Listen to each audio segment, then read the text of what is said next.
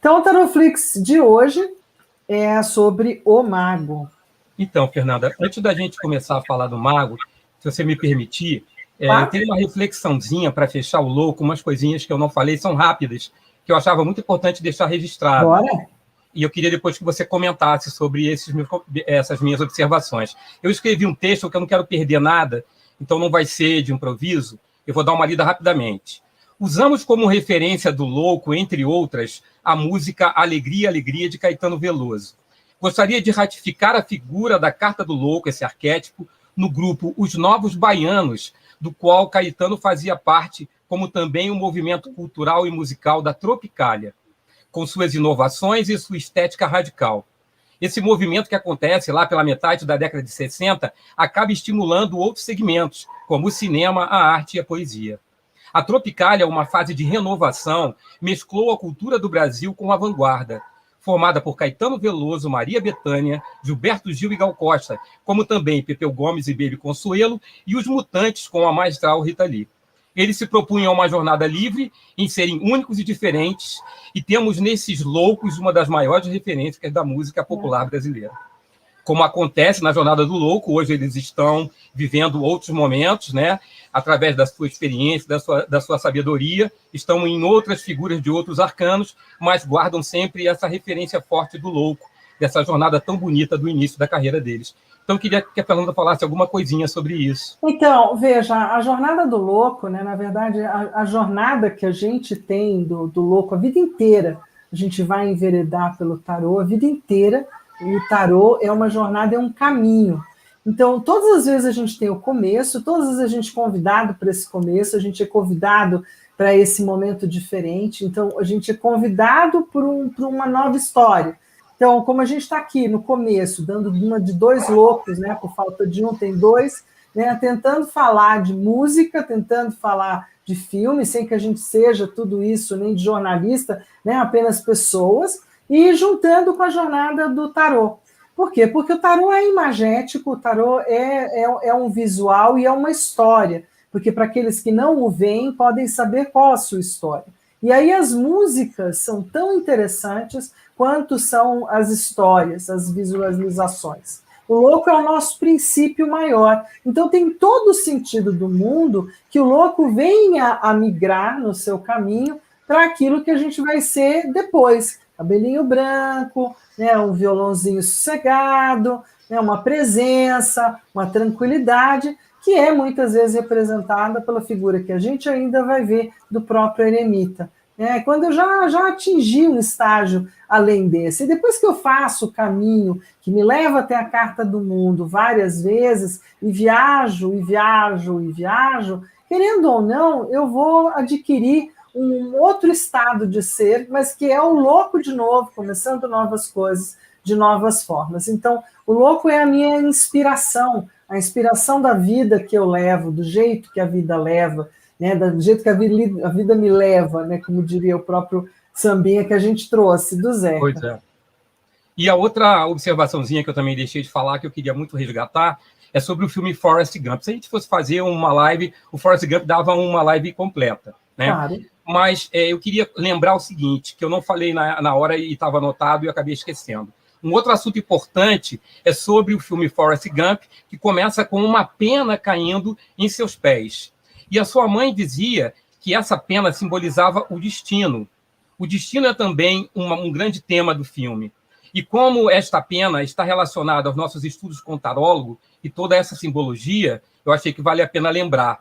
Tem o slide do louco, que falava de uma frase que a senhora Gump dizia sempre a seu filho, que eu quero compartilhar com vocês como sendo uma grande característica do arcano louco. Você tem que colocar o passado para trás antes de seguir em frente. Raramente esquecemos do passado. Nem podemos, já que faz parte do nosso processo de aprendizado ao longo da vida. Deixar ir uma tristeza é tarefa das mais complicadas. As mágoas, as perdas, as traições são feridas profundas de lenta cicatrização. E as lembranças vêm e vão se chocando com a realidade atual. Então, uma das características, né, que a gente aprende quando estuda tarô, que a Fernanda falou várias vezes, é essa coisa do louco, que ele deixa o passado para trás e segue a sua jornada. Então, nessa fala da mãe, né, a senhora Gump, ela diz muito bem, você tem que colocar o passado para trás antes de você seguir seu caminho à frente. De preferência, né? O louco é o total desvencilhamento daquilo que tem para trás e a chegada numa nova etapa. E, na verdade, a gente deveria trabalhar com esse arcano todos os dias, porque a gente tem um ato do louco muito comum, até na própria movimentação, que é o nosso ato de levantar da cama. A gente acha que levanta da cama, né, super de boa. Quando a gente é criança, a gente pula da cama, a gente nem levanta. Né? E o louco tem um movimento no próprio arcano, na carta, né, que é uma coisa meio para trás e meio para frente, porque é o meu movimento de sair daquilo que já foi, né, olhar para a minha presença, olhar para o agora, sem saber nada do que virá depois, eu sigo. Então, é o nosso ato de coragem de acordar todos os dias e dizer assim, eu sigo, eu vou seguir daqui, né, vou fazer a minha história a partir daqui. Lembro que Fernanda sempre fala, né? Se apareceu louco na jogada, pergunta para o consulente. Você está vivendo alguma coisa do passado? Não tem uma proposta nessa carta de uma mudança, de algo que você tem que larga tudo, vai se distrair, vai fazer alguma coisa. Então, quando ela aparece... A palavra-chave do louco é aventura, né, Gil? Aventura, então, né? Você tem que abraçar o que a vida te traz de novo quando o louco aparece. E ele diz, olha, o que ficou para trás ficou, né? Inclusive, já ficou. De preferência, já ficou. Mas aí eu só queria resgatar essas observaçõezinhas para a gente começar o mago com a consciência tranquila. Tá bom, ok. Tá bom? Já de consciência tranquila? Falou tudo que você queria do louco. O louco dá uma eternidade de conversa. Exatamente, ele adora aparecer, né? Então ele adora trafegar no meio do caminho. E aí o que eu trouxe um pouco, né? Meio competindo com a história do Gil, ele trouxe Coca-Cola, eu trouxe Guaraná. Eu gosto muito mais de Guaraná do que eu gosto de Coca-Cola. Né? De verdade, né? Como pessoa. Além do que o Guaraná é brasileiro, é nosso, é do norte, né? É uma sementinha danada de boa para levantar o nosso humor, levantar a nossa, né? O nosso metabolismo, né? Uma figurinha do bem. E a gente continua com muito boa pipoca, né? A gente come bem esse lugar. Então, vamos lá. Porque na carta do mago, o mago é quem abre as cartas do tarô. Então, é um cara muito importante, é um abre-alas de verdade. Ele é o número um que inicia, iniciático, o primeiro passo. E ele mesmo traz o que eu chamo de abertura de caminhos, de toda a conversa do tarô, trazendo na sua bancada alquímica os 4 elementos. Inclusive, é nele que fica claro que os arcanos menores nasceram todos juntos com os trunfos maiores, e o mago já os apresenta antecipadamente, falando de fogo, terra, água e ar, ou de terra, ar, fogo e água, né, ou o movimento que se queira dar para esse conjunto de 4 elementos. Nos 4 elementos, ele também lembra das questões dos 4 temperamentos, das 4 forças, dos 4 territórios, dos 4 cantos, de muita coisa que é quadrada na nossa história. Né? Então, aqui a gente vai ter uma presença já ligada com esse arcano, né, que é o mago, com essa belíssima carta mais egípcia que o Gil trouxe, bem bonita. Né? Você gostaria de falar um pouco dela? Esse é um baralho seu, Gil. Não, exatamente, você entendeu bem o sentido da gente falar sobre os 4 elementos, que o presente do ano que vem, que a gente vai preparar para vocês, é justamente os arcanos menores, que nascem aí na carta do mago, quando a gente fala dos naipes. Então, Fernanda já falou tudo que tinha que falar. Concordo plenamente. E quando eu abro aqui, né, existem vários preceitos herméticos, literatura, muitos conhecimentos antigos, vai se falar muito de Hermes Trismegistro, ou Hermes, o 3 vezes 3, o iniciado, vezes 3, 3 vezes iniciado, que teria sido dentro de uma história mítica, porque não se tem efetivamente uma comprovação material, né, não sei, alguns escritos e referências a. Mas a gente tem uma figura muito importante no mago, porque ele transporta todo o conhecimento da época, o maior conhecimento da época, e até onde se sabe, ele vai conversar com gregos, ele vai conversar com persas, ele vai conversar com mouros, ele vai conversar com vários sábios dos outros tempos, trazendo muitas informações dos conhecimentos da época sobre os 4 elementos, sobre a medicina, sobre vida e morte, sobre o trâmite, né, de Thoth, ou do livro de Thoth, que é um dos mitos que se tem agregado aos arcanos do tarô, né, ao próprio tarô, e de que esses conhecimentos, então, estariam migrando, ou transmigrando, ou passeando através de todas as cartas. Então, isso é trazido, sim, mas principalmente quando você vai enveredar mais profundamente nos arcanos menores e vai falar mais disso a miúde, no detalhe, né, e no ponto a ponto. Aí isso tudo fica maior. Então vamos para o mago. Os filmes que, claro, estão ligados ao mago são filmes atrelados à magia, né? Se a gente não falar de magia no mago, a gente vai falar quando? Não é? O mago traz essa presença do magista, do magistério, do magistrado, do mago, o mago das palavras, o mago alquimista, o senhor das artes. Então, aqui tem muitas questões colocadas. Um dos primeiros filmes que a gente traz, então, né, que o Gil trouxe, inclusive com uma música que nem é tudo de bom, né? É o máximo, né, para falar desse lugar de água, terra, fogo e ar. Então, O Senhor dos Anéis, com as suas 2 faces de um mago, e bem mais, na verdade, porque você tem o mago do norte, o mago do sul, o mago do leste, o mago do oeste. Como você tem a feiticeira do norte, a feiticeira do sul, a feiticeira do leste, a feiticeira do oeste. Mas das feiticeiras, eu vou deixar a sacerdotisa contar. No mago, quem conta muito, né, é esses bruxos, os bruxões, mas principalmente jovens ainda, loucos por uma aventura, estão dispostos a abrir novos caminhos, a inventar novas histórias, que já é um outro estágio também, né, o primeiro estágio de eu ser um magista ou de eu ser um mago. Então, aqui tem uma frase bem legal. Quer ler essa frase, Gil? A música ela é tão rica no que fala do arquétipo do mago que eu tirei só 3 frases, está faltando só uma ali. Quando você clicar embaixo do mago vai aparecer mais uma. Isso. São 3 frases.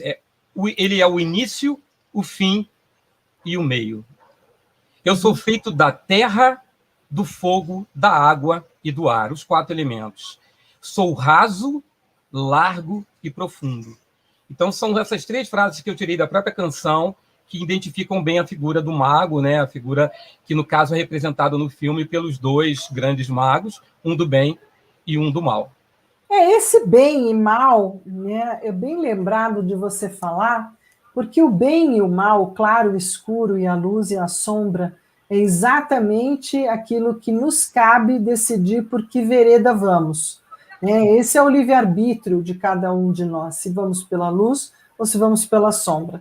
Então, todo o arcano do tarô vai ter sempre a luz e vai ter sempre a sombra. Pode ser o mago bacana, o mago legal, o mago do bem, como pode ser o mago que não é legal, que é o vilão e que é o do mal, né? Aí nós temos o Gandalf, que representa o bem na história, sim, e temos o Saruman, que representa o mal, né? Na verdade, é um equilíbrio, né? O bem e o mal acabam entrando nessa balança de equilíbrio. Né? Então, aqui diz uma coisa legal. Algumas vezes, o melhor jeito de convencer alguém que está errado é deixá-lo seguir o seu caminho. Né? Porque a experiência de cada um é intransferível. Então, aquilo que eu vejo como mago, meu maga do meu lugar, né, o Gil não vê. Ou aquilo que o Gil vê, eu aqui do meu lugar não vejo. Então, muitas vezes, ao invés da gente colocar as questões no certo ou no errado, nós precisaríamos ter a neutralidade de deixar o outro seguir o seu caminho e experimentar suas histórias, para que talvez lá na frente a gente até possa dizer: acho que você tinha razão, ou não, eu vi outra coisa. Né? Então, essa liberdade é uma coisa bem da magia, né? Uma liberdade que também significa respeitar o outro e respeitar a si mesmo. E aí, você vai começar cantando? Eu só queria fazer mais um comentário, né? O filme ele foi lançado em 2002, a trilogia ela é A Sociedade do Anel, As Duas Torres e o último filme, O Retorno do Rei. com relação à história, eu fiz uma anotação aqui, né? Essa história fala daqueles filhos que são escondidos para não serem perseguidos, que voltem e assumem o seu lugar. Então, é muito comum nessas histórias onde contam, né, histórias de magias, de reis, né? Então, um universo muito gostoso, muito pitoresco, que quando contam a história, falam dessa história, né? Que, no caso, é o personagem principal, que é o Aragorn. Então, ele tem uma jornada muito bonita e ele é acompanhado, né? Ele é interessante porque, para quem vê o filme, tem um episódio que ele conversando com a personagem, ele confessa para ela a idade que ele tem. Então, ele fazia parte de um homens que tinham uma longevidade, viviam muitos anos. E a aparência era uma aparência jovial. Já tem uma mágica, já tem um mistério, já tem toda uma história. Então, o filme é recheado de coisas boas, né? Recheado de magia, né? E Magia. a magia sempre nos fez muito bem ou muito mal. A gente tem muito medo de algumas magias, tem gente que gosta delas, né? E aí vem esse cara super mago, super Raul Seixas, super Gita, né? No sentido de que eu, que já andei pelos 4 cantos do mundo procurando, foi justamente num sonho que ele me falou. Às vezes você me pergunta por que é que eu estou tão calado, não falo de amor quase nada, nem fico sorrindo ao seu lado. Você pensa em mim toda hora, me come, me cospe, me beija. Talvez você não entenda, mas hoje eu vou lhe mostrar. Eu sou a luz das estrelas, eu sou a cor do luar, eu sou as coisas da vida, eu sou o medo de amar. Eu sou o medo do fraco, a força da imaginação, o blefe do jogador. Eu sou, eu fui e eu vou. Eu sou o seu sacrifício, a placa de contramão, o sangue no olhar do vampiro e as juras de maldição. Eu sou a vela que acende, eu sou a luz que se apaga, eu sou a beira do abismo, eu sou o tudo e o nada. E por aí vai, né? E aí vai, né? Por que você me pergunta, né? E aí segue que eu sou feito de terra, de fogo, da água e do ar. Sou raso, largo, profundo. Então, assim, nesse sentido, a gente está, pela própria presença dessa belezura, né? Nas trevas olhem para a luz. Então, aí tem uma coisa bem legal, né? Se não fossem as trevas, não haveria luz. Se não haveria luz, não haveria as trevas. A gente precisa um do outro, o outro do um. Né? Nesse lugar dos 4 elementos, cabem todas as combinações. Então, dentro do Senhor dos Anéis, existem vários personagens que vão estar cabendo na presença do mago, mas principalmente aquele que está começando a jornada é o maior mago. É a figura do início, é a figura que se lança, sem saber exatamente para onde está indo, quais são as aventuras, qual é o caminho, mas eu tenho armas, eu tenho ferramentas, e se eu não as tenho, eu vou ter um lugar para si. Eu sou de uma geração onde O Senhor dos Anéis era lido, eram 3 belos livros, livros muitas vezes em inglês e não em português, porque não tinham a sua tradução ainda. Então, Lord of the Rings era realmente uma literatura muito importante para quem queria saber de um mundo mágico, de um mundo que tinha, inclusive, mapa, que tinha toda uma estruturação do J.F. do Hopkins, né? Não, estou trocando nome. Estou trocando nome do Tolkien. Né? É o senhor J.J. Tolkien. Eu estava trocando o nome com outro, né, que a gente ainda pode falar. Aí o mago também pode ter essa presença, né, do Jafar. Essa é uma pincelada boa de lembrar que um gênio, não importando-se no filme, né, não importando-se na música, não importando de que forma esse mundo meio idealizado, ou o que eu posso fazer com a magia para estar atingindo os meus propósitos. Ou será que vale a pena usar a magia para atingir os meus propósitos? Será que o Aladim vai ser feliz fazendo tudo que ele fez? Ele conseguiu ter a garota? Né? Então, assim, essa é uma história bem legal, né? Aladim é bem bacana. Né, eu queria comentar sobre o filme. Primeiro que o desenho é de 1992 e o filme de 2019.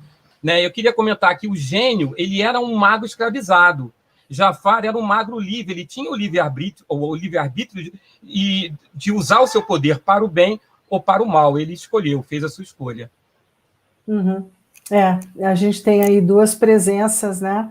Uma do bem, outra do mal, e aí segue a diferença. A letra é linda, o dueto, principalmente do Aladim com a princesa, é um romance bem bonito, não importa se lido, né? Na animação, ele realmente é encantador como animação. Ficou muito bom como filme, mas ele tem mais de um momento, né? E eu acho que é uma história que nem As Mil e Uma Noites, né? Segue para a vida. É uma história larga. Olha, eu vou lhe mostrar como é belo este mundo, já que nunca deixaram o seu coração mandar. Eu lhe ensino a ver todo encanto e beleza que há na natureza, num tapete a voar, um mundo ideal. É um privilégio ver daqui, ninguém para nos dizer o que fazer, até parece um sonho, um mundo ideal, um mundo que eu nunca vi, e agora eu posso ver e lhe dizer que estou num mundo novo com você. É um dueto lindo, bem bacana. E esse papagaio é ótimo, né, gente? Vou falar a verdade, que todo vilão tinha que ter um papagaio desse. Me faz lembrar o macaquinho. E agora você clicou e apareceu, né? O macaquinho do filme, que é o companheiro, né, do Aladim. E o papagaio é o companheiro do Jafar, né? São figuras muito, muito interessantes no desenho, faz a gente dar boas gargalhadas. E a gente aí tira nossas conclusões. O desenho, de uma forma inocente, né? Ele mostra aquela outra história que o mago sempre acaba trazendo, o bem contra o mal, a luta, né?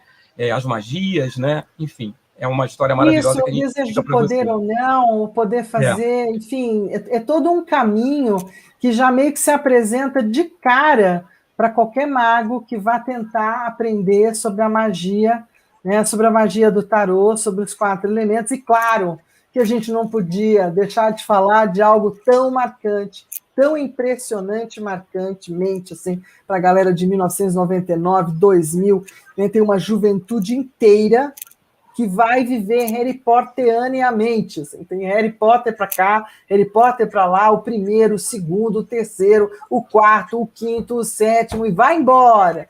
Né? Então, além disso, a gente teve outras presenças importantes. Então, a gente tem tanto a presença na nossa novela brasileira do Astro, né, como a gente tem o filme Harry Potter. Opa, voltava lá. Né? Então, aqui tem essas presenças nacionais, falando, né, dessa música bárbara do João Bosco, adoro, né? Quanto desse incrível Harry, que vai trazer tanta inspiração para a galera jovem, né, no sentido de magia, de pensar em todos os seres diferentes, em toda a autora, né, com todos os livros e tudo o mais. Né? Interessante, com relação ao Astro, é uma novela da Janete Claire, que foi ao ar em 77, e em 2011 foi reprisada. Em 77 foi feita pelo casal Francisco Coco e Diniz Fati, e em 2011 pelo Rodrigo Lombardi e Carolina Ferraz. Durante 5 meses o Brasil ficou fazendo uma pergunta: quem matou Salomão Rayala? Que era o grande mistério da novela. Lembra até da Odete Roitman, né? E na segunda versão foi feita uma homenagem para o Francisco Coco, onde ele fez um papel ele fazia o papel de um conselheiro do Herculano Quintanilha, ele fazia o papel do Férragos, então ele faz o trabalho em homenagem a ele trabalha na novela também como um dos personagens que não existia na primeira novela. Então, assim, uma homenagem muito bonita para o Francisco Coco, que é um grande ator brasileiro, né? Então, da parte do Astro, eu gostaria de ter falado um pouquinho sobre isso. Isso.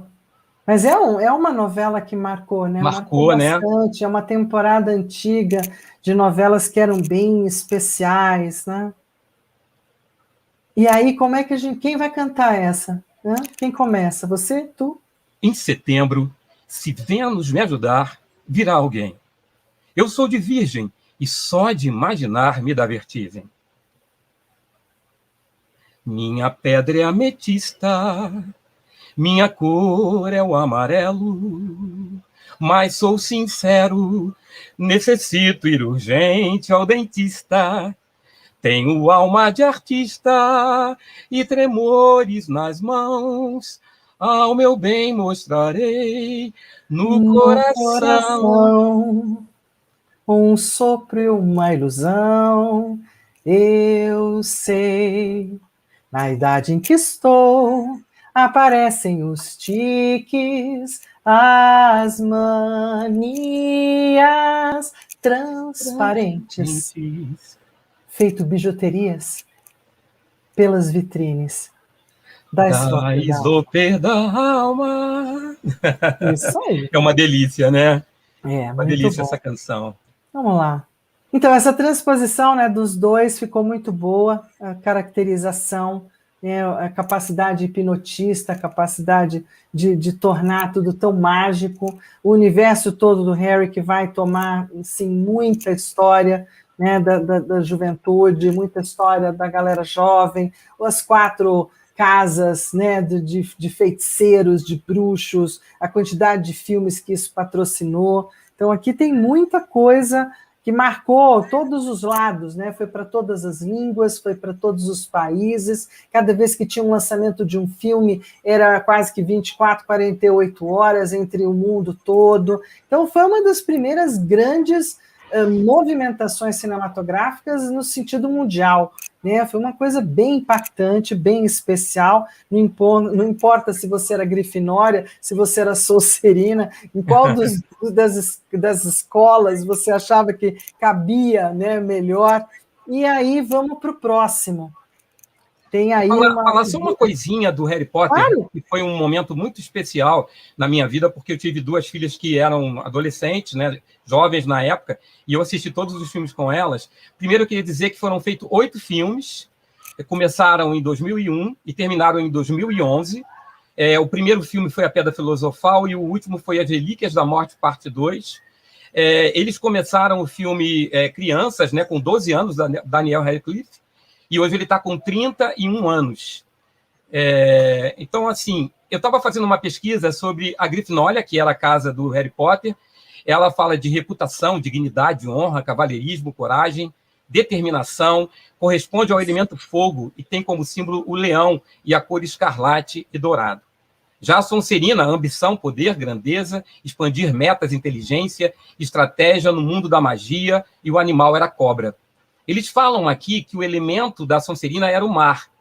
Achei mais para o ar, mas a cor dele é verde prateado e as características, astúcia, destreza, o tradicionalismo, e eles perseguiam quem não era do sangue puro, né?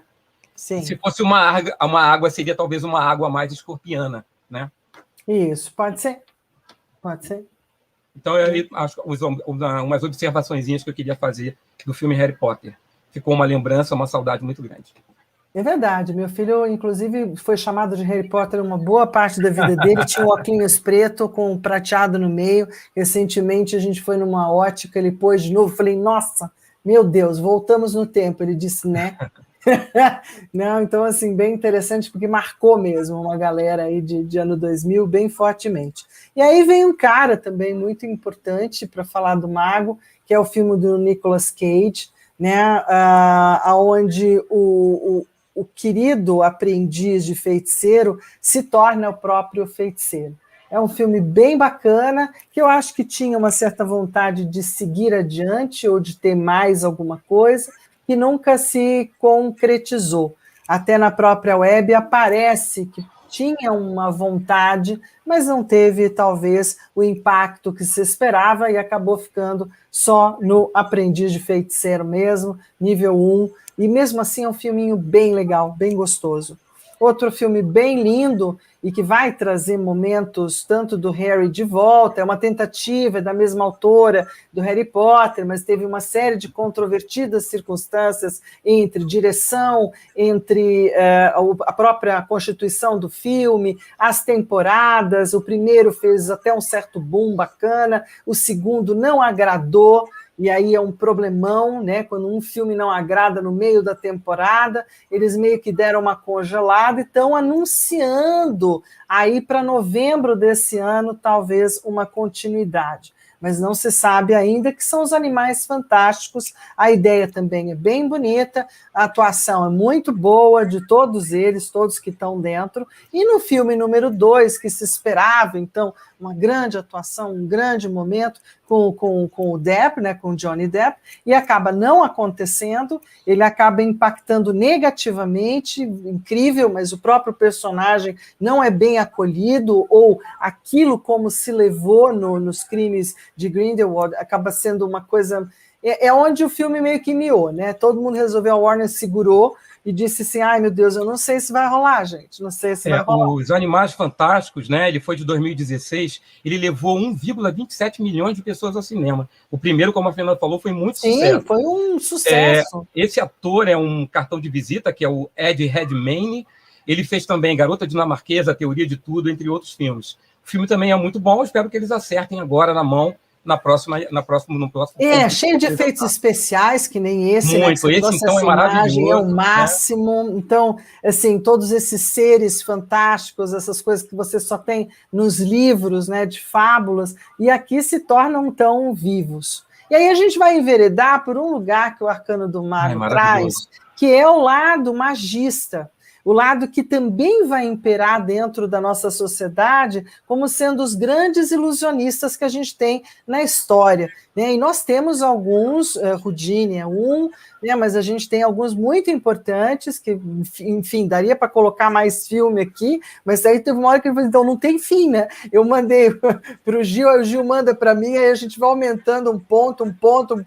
Eu falei assim, cara, nós não vamos acabar isso aqui nunca mais, né? Se os dois ficarem só no garimpo. E aí o Ilusionista é muito bacana, né? Aí já é um filme mais adulto, tem todo um jogo, que é esse jogo do enganar, do envolver, do levar as pessoas a acreditarem que, aqui já com um pouquinho do lado sombra desse Arcano do Mago, onde eu posso iludir você, eu posso te enganar, te levar a algum lugar através da minha grande maestria. Então... Eu ia comentar nesse filme, o Edward Norton, ele foi treinado por um ilusionista famoso de Nova York, que é o David Blaine, para que fosse bem, que as ações dele fossem bem características, né, que pudesse convencer o público desse mágico que ele era. E um outro mágico muito famoso, que é David Copperfield, que é a mesma linha, né, desses grandes, essas mágicas, né, maravilhosas que são feitas. Tinham espetáculos, né? Inclusive da minha geração, isso era até um negócio, gente. Né? Tinha um espetáculo na Globo também teve vários momentos onde a parte mágica entra, né? Nada é o que parece ser. E aí ele acaba sendo o Mago do Amor. Foi indicado para Oscar, né? Acabou, não sei se levaram, eu acho que não. Porque eu até coloquei a expressão Mago do Amor, porque, embora ele faça a magia, fosse o que ele amava fazer, né, mais do que tudo, ele amou essa mulher, e aí a história transcorre sobre esse amor. Né? Muito mais muito pelo bonito, romance, né? Do que efetivamente bonito, pela magia, é verdade. Tem os dois sabores, né, do amor e da magia do filme. Que fica muito bom, né? Esse é o tipo final do tempero surpreendente, bom, né? Não deixa de ver o ilusionista. O final é que é bacana. O final é maravilhoso. É maravilhoso. bem legal.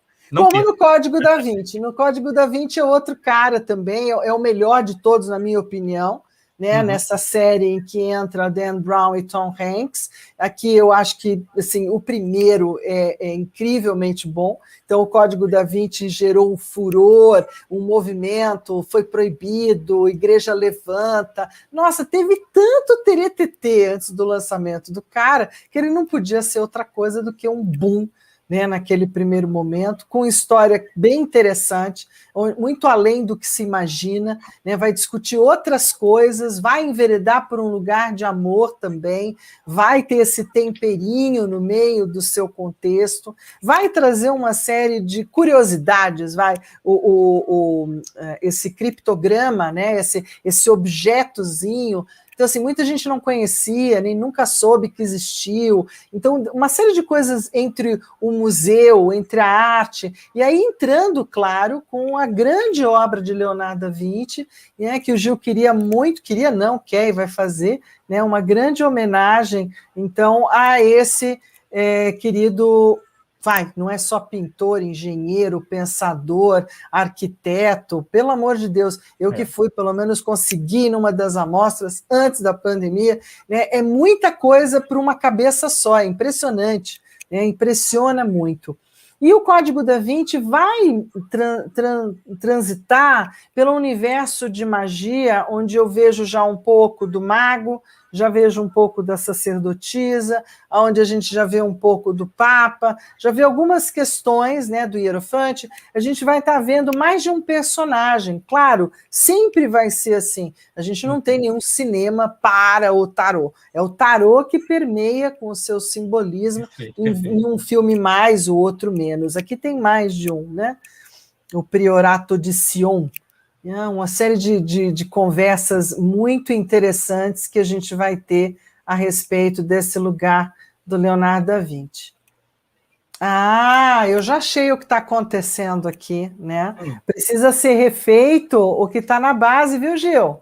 Senão a gente vai ficar com aquilo que estava antes, sempre tomando posse do que foi colocado em cima. Porque a gente fez algumas mudanças. Eu gosto de falar da Cinderela mais adiante. E aí a gente preferiu ficar com a homenagem para o Leonardo da Vinci. Né? E aí a gente vai para Kathleen McGowan.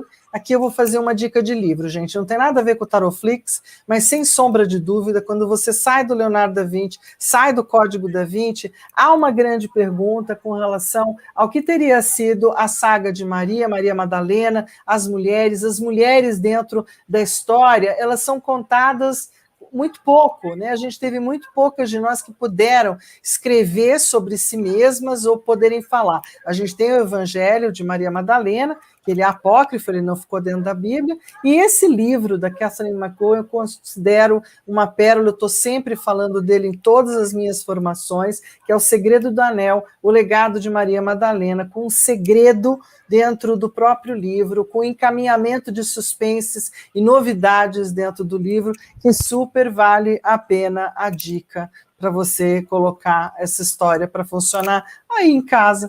Né? É um livro fácil, de fácil acesso. Então, só se vê bem com o coração, o essencial é invisível aos olhos, o Pequeno Príncipe. Quer falar um pouco dele aqui, também, como dica de livro, Gil? Como dica de livro, eu acho que também foi feito o desenho. Ele é um pequeno mago, né? A sabedoria, né? Ele vive entre os mundos e recheado de muitas frases interessantes, frases que falam sobre vivência, sobre experiência, sobre sabedoria. Então, é bom lembrar o Pequeno Príncipe, e essa frase dele é muito interessante, muito impactante. E aqui a gente vai ter as nossas dicas mais abertas, falando menos, né, contando um pouco menos de enredo ou de música, mas no mago cabe-se falar de inúmeros personagens. O mago é sempre um personagem que tem muitos atributos, ou que tem ferramentas, ou uma ferramentaria na mão de habilidades e talentos, e que ele coloca a serviço, e colocando a serviço, ele faz com que as coisas aconteçam. É um manipulador de energia, um manipulador de ideia, de ilusão, e realmente aqui a gente trouxe algumas outras pequenas dicas, como Coração de Tinta, que é um filme muito gostoso de assistir, onde existem muitos personagens ali dentro.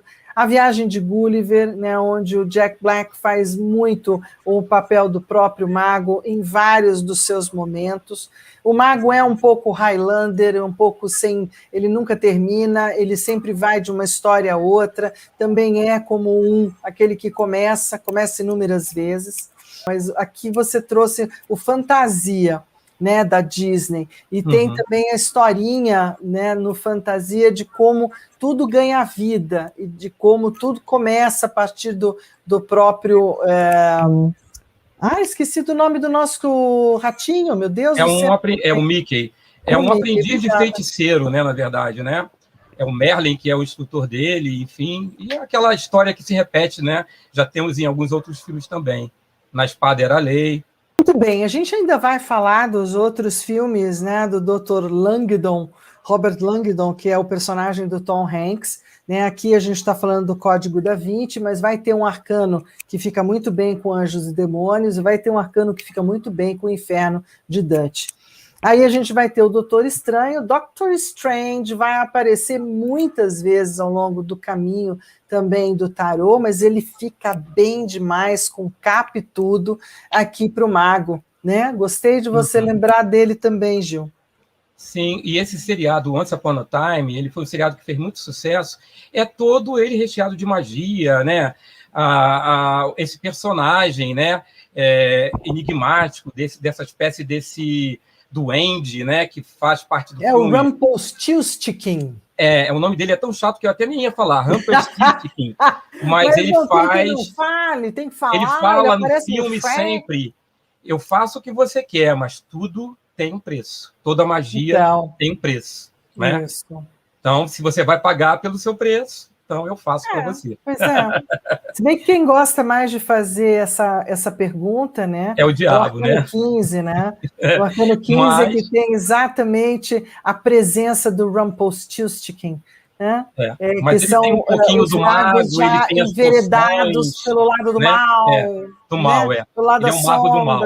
Eu faço o que você quer, mas você vai pagar o preço de... Isso. Aí a gente entra em alguns lugares bem interessantes. E todos os contos dos irmãos Grimm também vão estar dentro, né, de uma proposta aventureira, iniciadora, né, a própria literatura deles é uma literatura, né, como se fossem dois escritores magos, né, que contam essas histórias, né, que revelam essas histórias. Bem legal. O filme é bem legal. E aí, claro, para falar dos 4 elementos, claro que nós vamos voltar aqui ao Último Mestre do Ar, mas é um filme bem legal, ficou bom, mas também não fez o boom que se esperava, então as continuações não aconteceram. De qualquer forma, vale super a pena para quem quer saber de 4 elementos, um pouco mais, ou de algumas, eu diria assim, delicadezas de cada um dos elementos e dos temperamentos. Dá para ver divertidamente o desenho animado lá pelo Netflix do Avatar, né? E que era do Netflix, eu espero que ainda esteja. Piratas do Caribe foi também uma retomada lá para a Carta do Louco, mas que também cabe melhor aqui. Ele vai ser uma presença do próprio mago, quando ele tem vários talentos, várias habilidades, se move, né, faz isso, faz aquilo, consegue estar em vários momentos do filme fazendo coisas diferentes, tem um ar irreverente, né? Gosto dos piratas, para falar do mago também, cabe para essa energia do mago e de estar sempre numa aventura, que o mago gosta, né? Louco gosta mais, mas o mago também gosta. E aí de um filme muito velho, que se eu não falasse dele aqui, eu acho que eu não sei onde eu ia pôr. Porque aqui é a história de um bruxo que está falido e de uma figura que está tentando ser bruxa. Então, ela faz um curso de bruxa por correspondência. Olha, gente, EAD é hoje. Né? O curso aqui é por correspondência. Esse filme é maravilhoso. Esse filme é ótimo. Né? Então, Se Minha Cama Voasse, no mínimo, é uma pérola, porque é uma mistura poderosíssima que o Disney vai começar a fazer da animação junto com o próprio cinema. Então, misturar esses dois universos é uma ideia, uma criação dele. Ele vai trazer isso, fica lindo, fica ótimo. Meus olhos de criança nunca vão esquecer dessa possibilidade de que esse mundo imaginário, dessa ilusão, poder existir junto do mundo concreto. É uma história muito especial para esse garotinho que está aqui embaixo, que está na fase dos 12 anos, de deixar de acreditar. Então, eu deixo de acreditar no mundo das fadas, no mundo de duendes, no mundo de feitiçaria, de magia, imagina.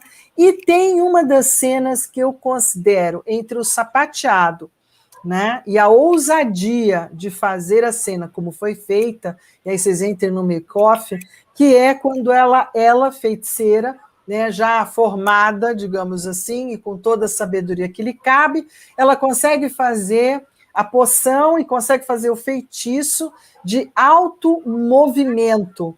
E aí ela dá vida a coisas inanimadas. Começa com os sapatos do professor, depois vai enveredar pela vassoura, e aí depois por todas as grandes armaduras que estão no museu, porque no final do filme, que é um marco também, tem como se fosse uma última batalha, uma última invasão, ou uma invasão naquele momento da Grã-Bretanha pelo exército da Segunda Guerra Mundial, acho que é dos alemães, né? E isso é vencido no pedacinho que eles estão de universo, isso é vencido por conta dessa magia que ela faz, botando todas as armaduras dos cavalos e dos grandes cavaleiros da época do norte irlandeses e ingleses, mas principalmente da Irlanda, todos marchando até o caminho e impedindo o mal. Então, assim, é um filme primoroso no sentido de falar dessas grandes habilidades que o mago sempre vai trazer para a gente. E aí, a gente tem mais um, né, Gil? Mais um monte, na verdade, a gente foi confinando, gente, dizendo que não cabe mais.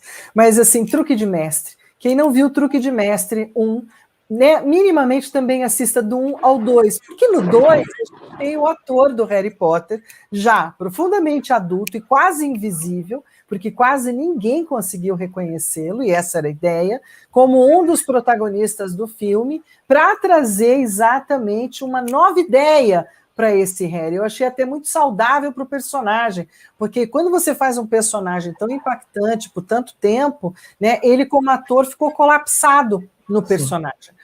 Então, toda a tentativa de trazê-lo de forma incógnita quase, né, sem chamar muito atenção, e fazendo um papel que está ali central, porque ele é importante como ator, mas que ao mesmo tempo se dilui. E aqui tem um jogo de mestres da ilusão, né? É uma delícia, o filme é muito legal, uma ilusão de ladrões, tudo bem, a gente sabe que tem um ladinho negativo da história, mas é muito legal, então vale super a pena, né, assistir o Truque de Mestre, o Truque de Mestre, o segundo ato, que até se vale da presença das cartas e dos truques das cartas. E aí a gente vem para uma coisa, para fechar, assim, uma coisa muito lúdica, muito, muito bonitinha, mas que tem super a ver com esse universo também mágico, que é a História Sem Fim. A História Sem Fim 1, claro, é incrivelmente linda. A História Sem Fim 2 é meio, já não é tudo isso. E a Sem Fim 3 é porque alguém precisava terminar a história. Né? Não é tão bom. Então não esperem de mim dizer que foi demais, porque a parte 3 não é tudo isso. Então agradeço do fundo do coração de todo mundo que está aí do outro lado. E vamos colocar nos comentários, vamos bater um papo maior, deem suas sugestões também sobre o que vocês acreditam que faça parte desse ou daquele personagem. Tudo super bem-vindo. Tá joia? Forte abraço para todo mundo. Então, vamos encerrando a transmissão aqui no